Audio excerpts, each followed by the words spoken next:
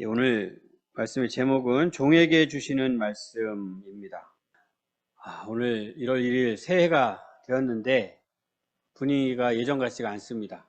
막 축포가 터지고 불꽃이 막 튀고 환호성을 지르고 막 이렇게 새해를 시작하게 되는데 올해는 그러질 못하고 있어요. 요새 뉴스를 많이 보시게 되죠?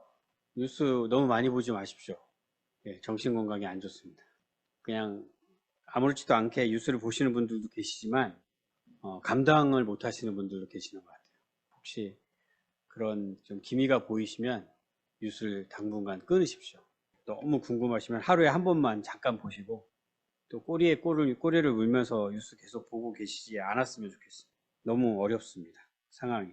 슬픈 소식을 또 주일날 예배 끝나고 접하게 됐는데 그 슬픔을 당한 분들 생각하면 너무 마음이 아프고 어떻게 그분들의 그 어려움을 이겨내실 수 있을까 걱정이 되고 그런 시간을 지금 보내고 있는데 그러다 보면 나조차도 그것을 이기지 못하는 그런 게 될 수도 있을 것 같아요. 안타까워하는 것도 또 필요하고 또 슬픔을 나누는 것도 필요하지만 너무 거기에 함몰되지 않았으면 좋겠습니다. 가뜩이나 우리 성도님들 힘들고 어려우신데 심적으로도 더 힘들어지실 것 같아요. 지금 우리나라의 상황을 우리 성도님들은 어떻게 보고 계세요? 전쟁이라는 표현을 쓰더라고요. 전쟁이다. 전쟁 중이다. 그 표현을 제가 처음 접했을 때는 그래도 전쟁까지는 아니지. 그렇게 심하진 않지. 이런 생각이 들었는데 그 표현을 실질적으로 쓰는 분들이 계시더라고요. 우리는 지금 전쟁 중이다. 그러면서 뭐라고 표현을 하냐면 국가의 체제 전쟁 중이다. 이런 표현을 쓰더라고요. 그 표현을 쓰는 분들이 이 국가가 체제는 우리가 지금 흔히 쓰는 말은 시스템이잖아요. 시스템. 국가가 어떻게 되어야 한다는 그런 시스템이 있나 봐요. 그분들이 그리고 있는 시스템. 그분들이 그리고 있는 시스템으로 국가가 세워져야 되는데 지금 우리나라는 그렇게 되어 있지 않고 지금 탄핵이 될까 말까 기다리고 있는 대통령이 그런 시스템으로 나라를 세우려고 했다. 이렇게 생각을 하더라고요. 그래서 그게 잘 마음대로 안 되니 비상계엄까지 선포를 했다. 이렇게 생각을 해요. 그런데 그것을 방해하는 세력이 지금 대통령을 쫓아내려고 하고 있는 거죠. 그걸 어떻게 해야 돼요? 그걸 막아야죠. 그걸 막는 것을 전쟁 중이다. 이렇게 표현합니다. 적들에게 나라를 빼앗기느냐, 아니면 나라를 지키고 자기들이 생각하는 시스템으로 나라를 온전하게 세우느냐, 이것을 위한 지금 전쟁을 우리는 하고 있다. 이런 표현을 쓰는 거죠. 그러니까 이런 표현을 쓰는 사람들의 이야기를 들어보니까 이제 심각성이 더해지는 거죠. 와, 우리나라가 진짜 심각한 상황 가운데 있구나. 그러면서 이런 생각도 들었어요. 전에는요, 나라에서 이제 전쟁이 일어난다라는 것 자체가 이게 어떻게 가능하지? 이런 생각이 들었어요.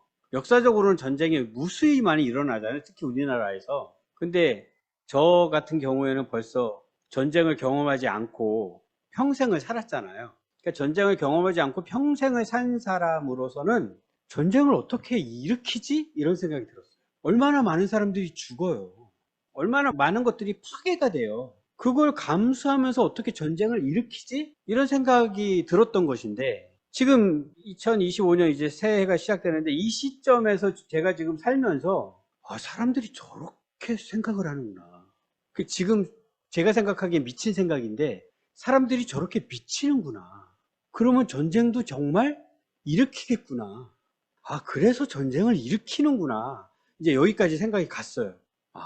사람들이 제정신으로 전쟁을 하는 게 아니었구나. 횟가닥 하는 거구나. 근데 그 횟가닥 하는 것이 자기 생각으로는 그게 굉장히 옳은 생각인 거예요. 너무나 정당하고 이렇게 되어야만 해요. 반드시. 어떤 희생을 치러서라도 이렇게 만들어야 된다는 생각으로 전쟁을 하게 되는 거구나. 이거를 조금 이제 처음 실질적으로 제가 생각하게 됐어요. 이번 기회에. 그래서 지금 대통령을 그나마 다행히 비상계엄은 해제가 됐고 이제 헌법재판소에 의하여 탄핵이 이제 결정이 되겠죠. 그렇게 되면은 이제 정상적으로 가겠다라고 그냥 일반적으로 저를 포함해서 일반적으로 그렇게 생각을 할 텐데 하게 되는데 지난번에도 탄핵을 한번 해본 적이 있고 그런데 이게 자칫 그렇게 안 될 수도 있겠구나. 미친 사람들에 의하여 이런 생각을 하게 됐어요. 우리 성도님들은 어떻게 생각하십니까? 탄핵 반대하시는 분. 제가 탄핵을 되어야 된다고 지금 설교 강단에서 지금 이야기하고 있는데, 우리 성도님들 중에 혹시라도 한 분이라도 탄핵을 반대하시는 분이 계시면 이 말씀을 전하는데 안 들어갈 것 같아서 확인을 미리. 왜 제가 그렇게 생각을 하냐면, 탄핵이 되는 것이 우리 대한민국의 가장 최고의 법이 있잖아요. 헌법. 헌법에 합치되는 것이라고 저는 생각하거든요. 그래서 헌법에 의하면 지금 대통령은 탄핵되어야 한다라고 생각을 합니다. 그게 저의 기준이에요. 그런데 대통령 탄핵을 반대하는 사람들은 그것이 헌법에 맞지 않다라고 생각을 해요. 그 사람들이 굉장히 강조하는 게 법치예요. 법치. 강조는 정말 많이 해요. 법대로, 합법적으로. 이런 얘기를 굉장히 많이 합니다. 지금도 인터뷰하는 사람들 이야기 들어보면 우리 성도님들을 각각 보지 마십시오. 제가 그냥 대표로 보겠습니다. 법적으로, 합법적으로 이런 얘기를 굉장히 많이 해요. 그러니까 헌법에 맞다는 거죠. 탄핵이 되면 안 되는 것이. 오히려 탄핵시키려고 하는 세력이 불법적으로 그렇게 하고 있다. 이렇게 얘기하니까. 그런데 객관적으로 그것을 판단을 해보면 법에 의하면은 탄핵이 되는 게 맞아요. 그런데 그분들은 어떻게 생각을 하냐면 아까 이야기한 아주 중요한 이 나라, 대한민국이라는 나라를 살리기 위해서 꼭 필요한 거, 그거를 하기 위해서는 법률도 중요하지 않아요. 헌법도 중요하지 않아요. 그거 이상으로 더 중요한 게 있어요. 그걸 지키기 위해서는 지금 대통령이 탄핵이 되면 안 돼요. 어떻게 생각하십니까?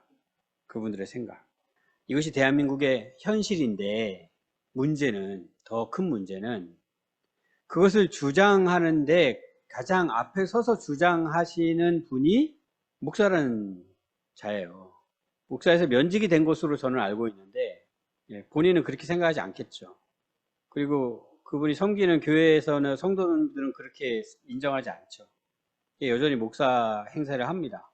그리고 그분의 주장을 따르는 많은 분들이 기독교의 신자예요. 이것이 또 한국 교회의 현실입니다. 너무나도 심각한.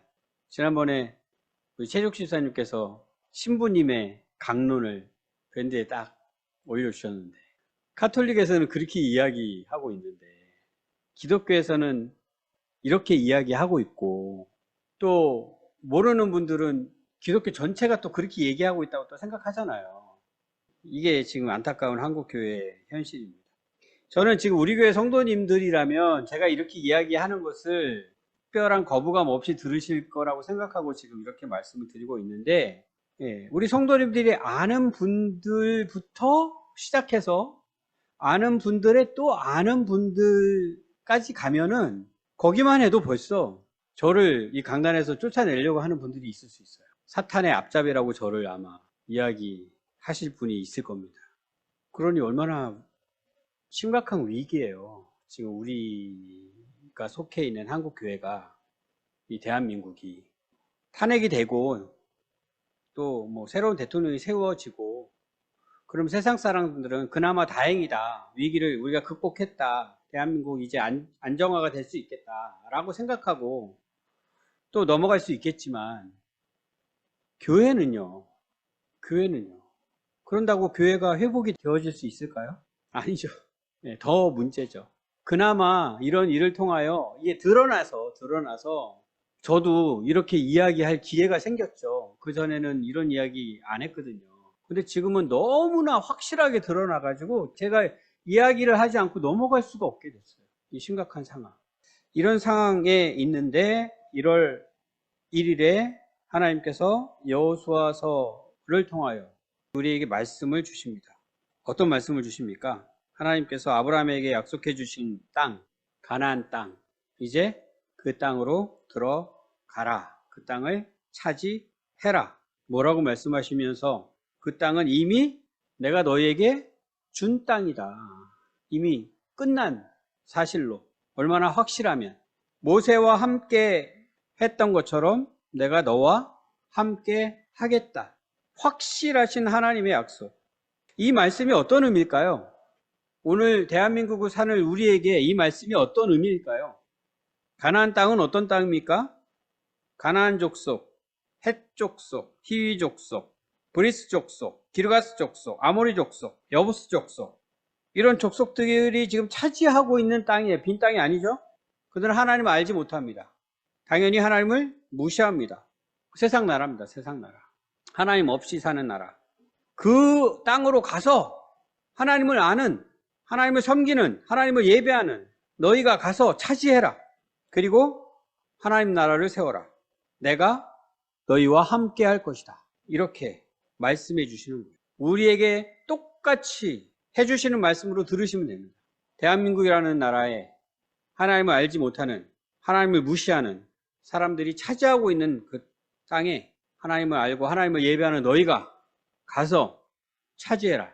물론 과거에 가나안 땅을 차지하는 방식으로 우리가 차지하지는 않겠죠. 영적으로 보면 다르지 않습니다. 사단이 지배하는 그 나라에 가서 하나님이 다스리는 나라를 세워라. 그리고 또 어떤 말씀을 주십니까? 7절, 8절 두 절만 제가 다시 한번 읽겠습니다. 오직 강하고 극히 담대하여 나의 종 모세가 내게 명령한 그 율법을 다 지켜 행하고 우로나 자로나 치우치지 말라. 그리하면 어디로 가든지 형통하리니 이 율법책을 내 입에서 떠나지 말게 하며 주야로 그것을 묵상하여 그 안에 기록된 대로 다 지켜 행하라. 그리하면 내 길이 평탄하게 될 것이며 내가 형통하리라. 하나님께서 모세에게 주셨고 모세가 여호수아에게 명령한 그 율법을 다 지켜 행하라. 율법이 뭘까요? 이 율법이 우리 성경책 가지고 있는데 모세오경입니다.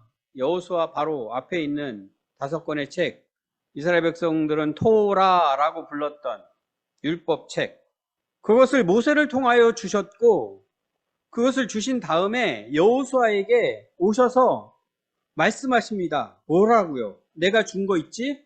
그거 다 지켜 행해. 대한민국이라는 나라는 헌법이라는 법이 있어요. 최고의 권위를 가진 법. 그 법에 의하여 나라가 세워지고 있습니다. 그 법이 완벽할까요? 완전할까요? 그렇지 않아요. 완벽하다, 완전하다, 그렇다고 얘기할 수 없어요. 그래서 또 개헌 얘기가 나오는 거잖아요.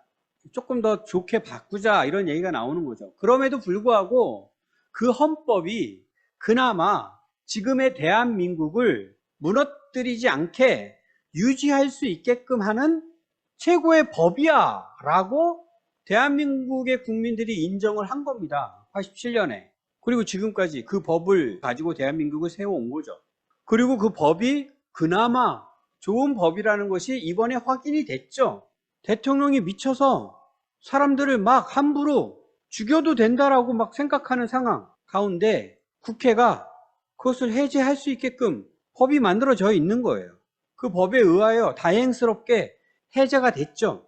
대한민국이라는 나라에는 그 헌법이 지금 있는 것처럼 가나안 땅을 차지할 이스라엘 백성들, 그들이 들어가서 하나님 나라를 세워야 되는데 그 나라를 위해서는 하나님께서 모세오경을 탁 주신 겁니다. 그 나라를 이 말씀으로, 이 율법으로 세워라. 이것을 다 지켜 행해라. 그러면 어떻게 된다? 형통하게 된다. 그리스도인들이 너무나도 좋아하는 형통. 9절에서는 또 어떻게 말씀해 주셔요? 내 길이 평탄할 것이다. 또 다시 형통할 것이다. 하나님 나라가 임한다라는 것이 왜 복음입니까? 왜 기쁜 소식입니까? 이것 때문입니다. 하나님 나라가 어떤 나라인지. 평탄하게 되고 형통하게 되는 나라. 그러니까 형통하다 이 표현 자체를 우리가 부정적으로 미리 생각할 필요는 없어요. 이것은 원래 너무너무 좋은 말씀입니다. 약속의 말씀. 평탄, 형통. 하나님 나라는 그런 나라입니다. 다만 우리가 그것을 자꾸 또 오해하는 거죠.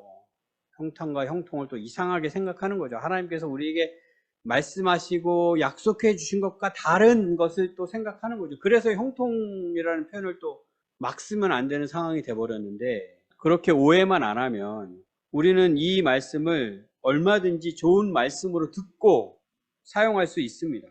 여기까지의 말씀 잘 알고 계시는 말씀일 거예요. 하나님 나라에 대하여 우리에게 알려주시는 말씀. 그 나라가 우리에게 이미 임했고 우리는 그 나라에서 이미 살고 있고, 그러나 동시에 우리는 또 저 세상 나라, 이 땅의 나라를 밟고 있기 때문에 그 가운데 자꾸 우리가 혼동을 하죠.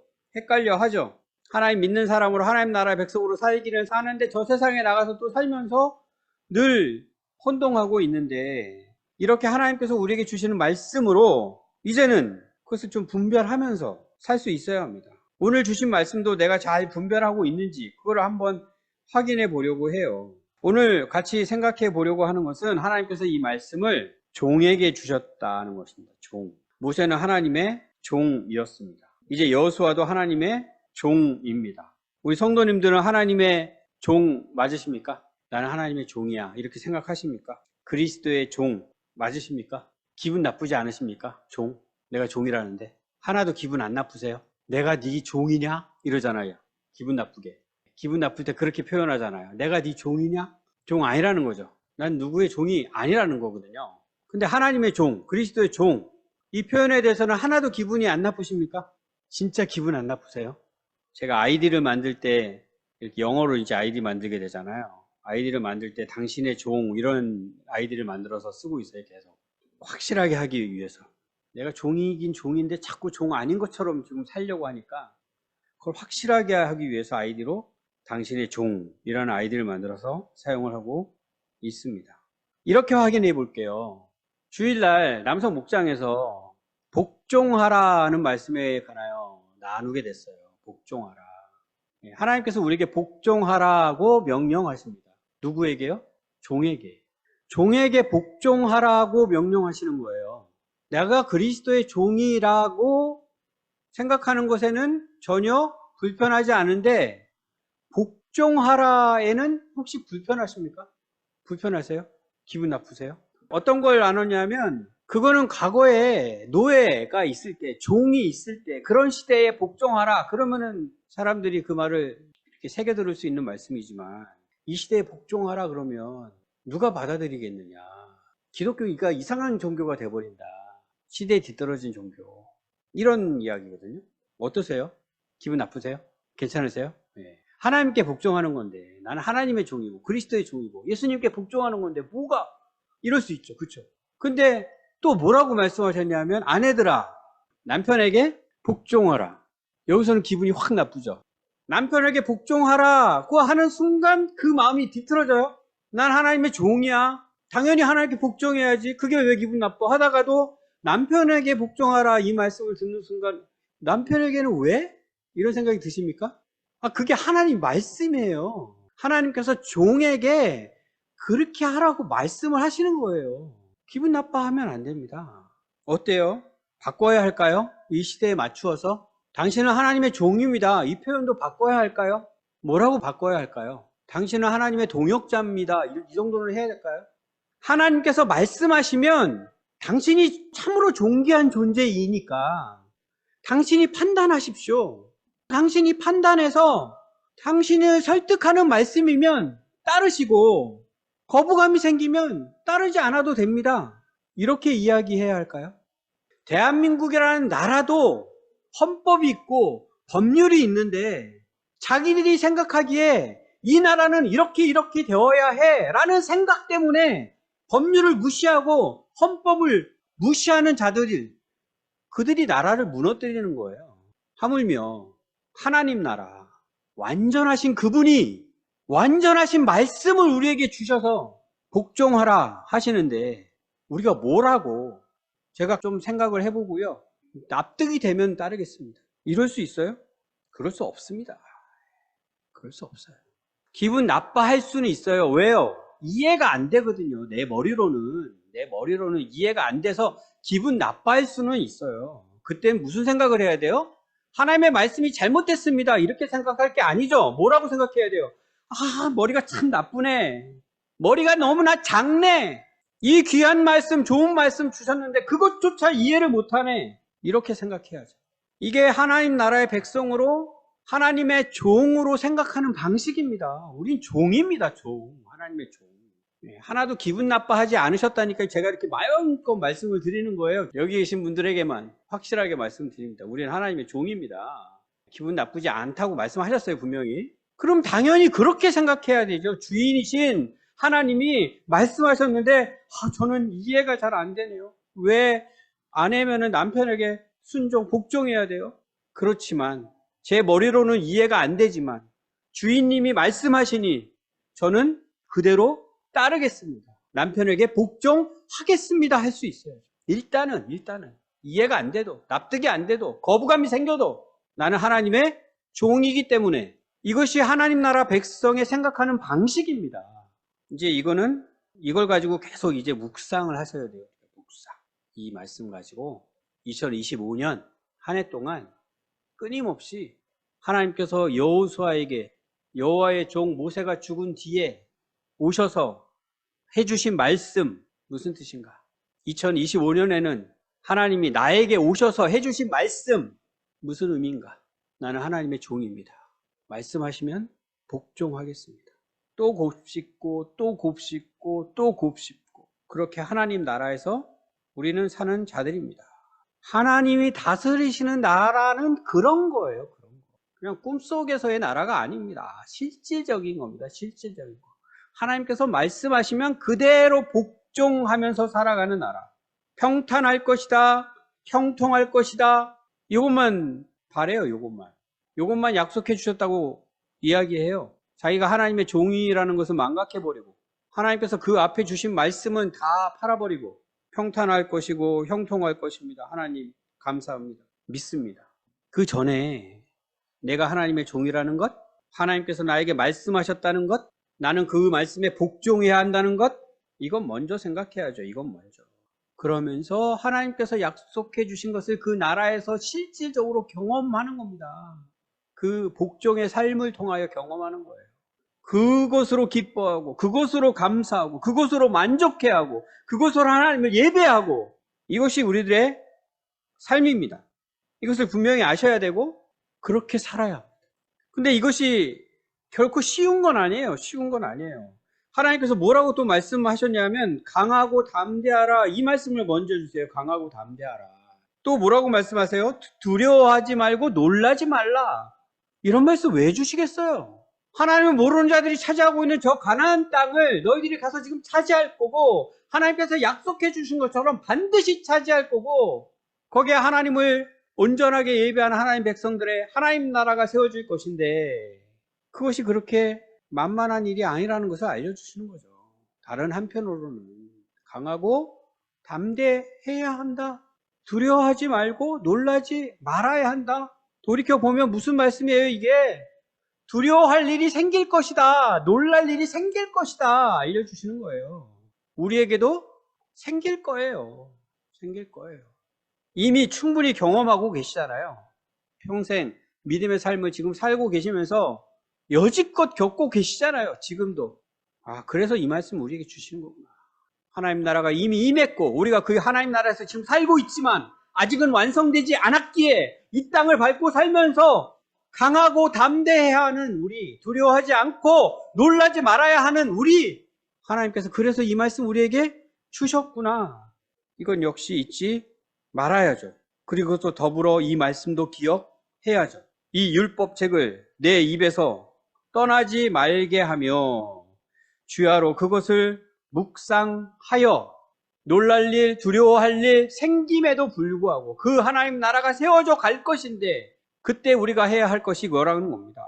율법책을 내 입에서 떠나지 말게 하며 주야로 그것을 묵상하여 그 안에 기록된 대로 다 지켜 행하라. 이게 순서죠. 순서. 그리하면 평탄하고 형통할 것이다. 이렇게 말씀을 기억하셔야 합니다. 이 땅을 살아가면서 우리에게 하나님께서 주시는 말씀 기억하셔야겠죠. 마음에 새기셔야겠죠. 평생입니다. 평생. 그런데 주야로 묵상하기는커녕 성경책을 펴보지도 못하고 있다. 그러면은 평탄, 형통은 어떻게 돼요? 그냥 너무나도 멀리 가버리겠죠? 이 말씀 어떻게 이해할까요? 이 땅을 살아가는 그리스도인들이 과연 평탄할 수 있을까요? 형통할 수 있을까요? 이렇게 우리가 할 수 있을까요? 여호와의 종이라는 표현이 있는데 이 여호와의 종이라는 표현에 대해서 조금 생각을 해봐야 합니다. 종이라는 표현은 아브라함이 하나님을 만날 때도 자기를 가리켜 종이라고 합니다. 종에게 이렇게. 모세가 하나님을 만날 때도 자기를 향하여 종이라고 합니다. 우리도 하나님을 만날 때 나를 향하여 종이라고 할 수 있어요. 당연히 그렇게 해야 합니다. 하나님이 종이기 때문에. 그런데 오늘 말씀에는 여호와의 종은요, 신명기 34장을 한번 펴보세요. 신명기 34장 5절 말씀. 이에 여호와의 종 모세가 여호와의 말씀대로 모압 땅에서 죽어. 언제 여호와의 종이라는 표현을 썼나 봤더니 모세가 죽었을 때, 모세가 죽은 이후에 쓰는 표현이에요. 여호수아도 마찬가지입니다. 그러니까 여호수아서에는 모세가 죽은 이후잖아요. 여호수아서 말씀 가운데는 여호와의 종 모세, 이 표현이 굉장히 많이 나옵니다. 모세가 죽은 다음이기 때문에. 그러나 정작 여호수아에게는 여호와의 종이라는 표현이 없어요. 그러다가 언제 저 뒤에 가서 여호수아가 죽었을 때 여호와의 종 여호수아, 이런 표현이 나옵니다. 무슨 뜻이겠어요? 이 여호와의 종은요, 함부로 쓸 수 있는 표현이 아니에요. 정말로 하나님의 종으로 그의 생애가 온전히 종으로 살았음을 확증되었을 때 그것을 인정해 주시는 표현이에요. 일평생 모세는 하나님의 종으로 산 자다, 이렇게 인정해 주시는, 모세가 그랬고 여호수아가 그랬고 다윗이 그랬습니다. 그런데 성경에는 한 분 더 있습니다. 예수님. 이사야서 말씀을 보면 예수님을 여호와의 종으로 묘사합니다. 모세도 여호수아도 다윗도 마찬가지입니다. 단 한 분, 여호와의 종, 완전하신 완벽하신 여호와의 종 예수 그리스도 때문에 이 표현을 쓴 거예요. 우리가 어떻게 여호와의 종이 될 수 있습니까? 강하고 담대하게 할 수 있어서요? 두려워하지 않을 수 있어서요? 놀라지 않을 수 있어서요? 입에서 율법책을 떠나지 않게 할 수 있어서요? 주야로 그 말씀을 묵상할 수 있어서요? 아니요. 예수님 때문에, 여호와의 종 예수 그리스도 때문에 여호와의 종이 될 수 있습니다. 하나님께서 말씀하신 것 온전하게 완벽하게 다 이루신 여호와의 종, 우리가 그분과 하나가 되었기에 오직 그것 때문에 우리가 여호와의 종이라고 칭함을 받을 수 있는 거예요. 이것 외에는 다른 것을 생각할 수가 없습니다. 다시 이렇게 정리를 해드릴게요. 여호와의 종이신 예수 그리스도로 말미암아 그분과 하나가 되었기에 내가 여호와의 종입니다. 오직 예수 그리스도의 공로입니다. 그렇게 여호와의 종이 된 자로서 이제 하나님의 말씀에 복종하는 삶을 살면 되는 자들입니다. 거기에 우리의 공로가 뭔가 조금 더해질 수 있을까요? 그래야만 우리가 여호와의 종이 될 수 있을까요? 그렇지 않아요. 그렇지 않아요. 그래서 복음인 거죠. 그래서 기쁜 소식인 거죠. 우리의 부족한 것이 문제가 안 됩니다. 우리의 실패가 문제가 안 됩니다. 그것 때문에 우리가 여호와의 종이라고 칭함을 받는 것이 실패되지 않습니다. 그게 망가지지 않아요. 하나님께서 약속해 주신 것 온전하게 이루어집니다. 예수님께서 그것을 다 성취하셨어요. 그래서 우리는 그냥 하나님께서 알려주시는 대로, 하나님 말씀하시는 대로, 하나님 깨닫게 해주시는 대로 따라가면 됩니다. 하나님께서 힘 주시는 대로 감당하면 됩니다. 그대로 그냥 복종하면 되는 거예요. 그래서 복종하는 것이 하나도 기분 나쁠 이유가 없는 거예요. 아내에게, 남편에게 복종하라, 그냥 따라하면 되는 겁니다. 그냥 알아지는 만큼. 그러면서 그냥 기뻐하고, 그러면서 그냥 감사하고. 그런데 이런 얘기가 나온 거죠. 그래도 우리 기성세대는 이것을 알아서 복종하라는 말씀에 거부감도 갖지 않고 그대로 또 새길 수 있고. 근데 우리 자녀들은 정말로 너무나도 많이 바뀐 이 시대 분위기 속에서 자라가고 있는 우리 자녀들은 이것을 어떻게 받아들일 수 있겠느냐. 그들이 받아들일 수 있게끔 표현을 바꾸든지, 아니면 그들이 받아들일 수 있게끔 제대로 가르쳐 주든지 해야 한다. 이거 누가 해야 합니까? 목사가 해야죠. 열심히. 우리 청년들이 복종하라, 이 말씀에도 거부감이 생기지 않게끔 열심히 가르쳐야 할 것입니다. 그런데 한 가지 더, 우리 부모님들이 복종하라의 말씀에 대하여 거부감을 갖고 있다면, 그것을 기쁘게 순종하지 못하고 있다면, 목사가 아무리 그것을 설득력 있게 가르친다고 할지라도 우리 자녀들이 그것을 받아들일 수 있을까요? 이것이 너무나도 심각한 문제인 거예요. 저희가 가정을 그렇게 강조하는 이유가 이거예요. 이건 역시 저희가가 아니죠, 사실은. 하나님께서 말씀하신 거죠. 종들에게 복종하라고. 한국교회에 심각한 문제가 여기에 있습니다.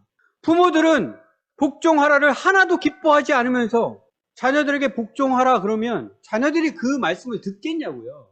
어디에서 그 진리의 말씀을 확인할 수 있겠어요? 실체가 없는데, 실체가.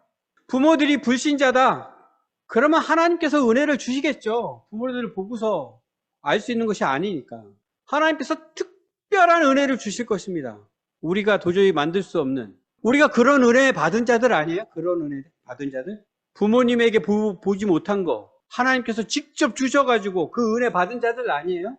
그런데 우리 자녀들에게는 그런 부모를 주셨고 그 부모들에게 하나님께서 말씀하셨거든요. 너희들이 하나님 나라에서 어떻게 살아야 할지. 우리는 그 말씀을 받은 자들입니다. 그런데 지금까지 어떻게 했느냐? 이렇게 안 했다고요.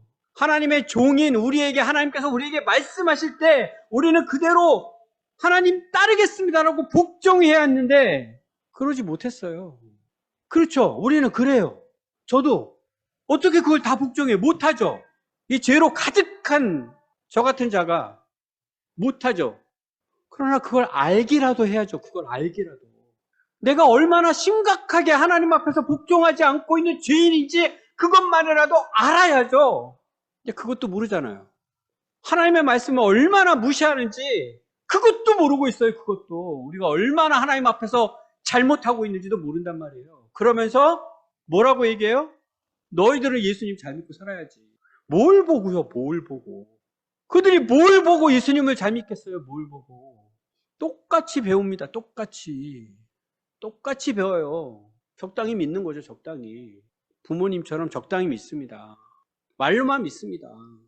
주일날 여기 예배당에 와서 예배 드리는 것으로만 믿습니다. 선지자들 통해서 계속 해주시는 말씀이 뭐예요? 구역질 난다잖아요. 구역질 난다. 너희들 예배 드리는 거 구역질 난다. 한국교회 성도들이 예배 드리는 거 하나님께서 얼마나 받으실 것 같으세요? 선지서 말씀 생각하면요. 다 토해내십니다. 다. 이중인격적으로 하나님께 예배하는. 제 얘기하는 겁니다. 제 얘기. 저도 이제야 알게 된 거예요. 이제야. 평생 예수님 믿으며 산다고 생각했고 하나님 말씀 순종하면서 산다고 생각했고 이 정도면 잘하고 있지라고 생각하면서 살아왔는데 돌이켜 보니까 도대체 말씀대로 한 게 없어요. 말씀대로 한 게. 학교에서 아이들을 가르치면서 또 알게 된 겁니다. 아이들 잘 되라고 열심히 가르쳤죠. 하다 보니까 알게 된 거 저부터 문제고 교사부터 문제고 부모들이 문제고 우리가 완전할 수는 없어요. 완전할 수는 없어요. 절대로 없어요. 그렇죠? 저도 마찬가지고 교사들도 마찬가지고 부모들도 마찬가지고 그러나 알아야 합니다. 알기는 해야 합니다. 알기는. 우리가 얼마나 지금 잘못하고 있는지. 오늘 말씀부터요. 오늘 말씀부터. 하나님 저는 종입니다. 하나님의 종입니다. 하나님 말씀하시면 저는 무조건 따르겠습니다.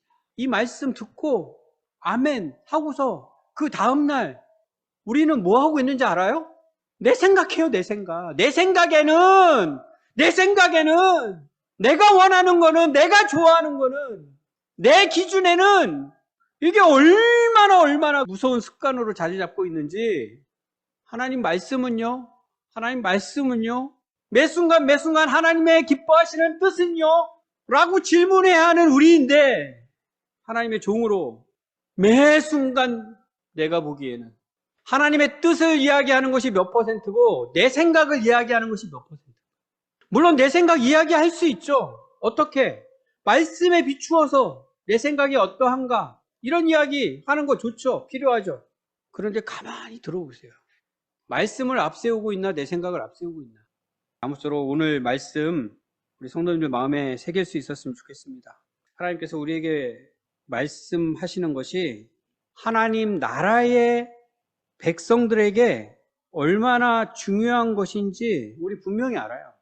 들어도 되고 안 들어도 되고 아니고요. 기억해도 되고 잊어버려도 되고 아니에요. 우리의 기억력에는 한계가 있어서 또 잊어버릴 수도 있지만 그냥 함부로 막 소홀히 할 수 있는 게 아닙니다. 하나님께서 우리에게 주신 말씀, 종에게 주시는 말씀, 반드시 듣고 따라야 합니다. 그것은 분명히 하나님을 모르는 사람들이 사는 저 세상에서는 알 수도 없는 말씀입니다. 그들이 생각하는 것과 완전히 다르게 우리는 생각해야 합니다.